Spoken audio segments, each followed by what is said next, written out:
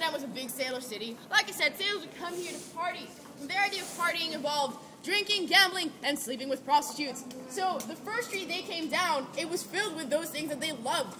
Brothels and bars, and this was one of their favorite bars. He would go in there, go crazy. This one particular sailor, he went over there, for the millionth time. He was in Amsterdam, drank, had fun, gambled. But when the time came to pay his bill, he had no more cash.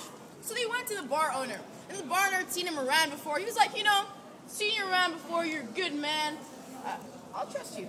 You go back out to sea, you do your work. And next time you're here in Amsterdam, I will let you pay off your debt to me. So the guy, happy to be off the hook, went back out to sea, did his work, and came back here to Amsterdam. And then he started partying again.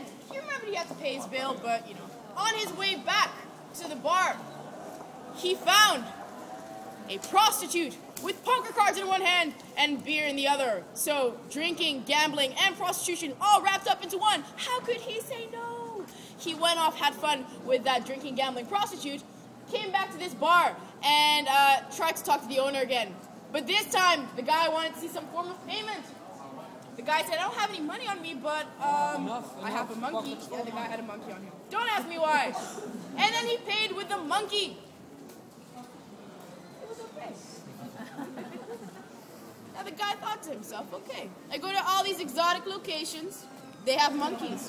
Why don't I start paying everything in monkey? I'll be a rich man. He went back out to sea, did his work, but this time he brought along with him all these monkeys. Then he came back down the streets of Amsterdam with his 4 little monkeys walking behind him, went into his favorite bar just to see that the place was full of monkeys. Apparently word had spread and everyone started paying with monkeys, and then there were too many monkeys, couldn't pay with monkey anymore. There was a collapse in the monkey economy. Sad end to the story. Guy couldn't pay off his debt. But yeah, there's actually not much point to this story. I just brought you here to talk a little bit about this bar, because bars used to be a place of sin.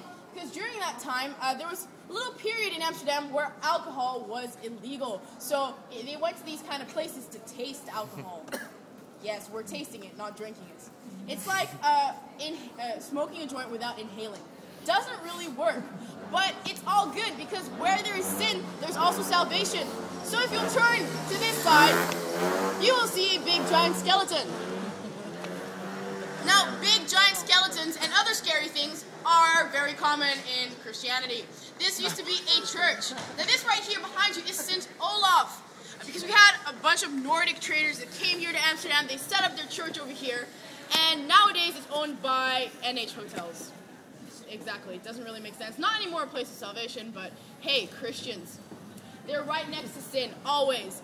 This isn't really a weird place to have a church, I think, but there are many weird places where Christians are in the red light district. Trust me, you will be freaked out by the end of the night. This way, guys.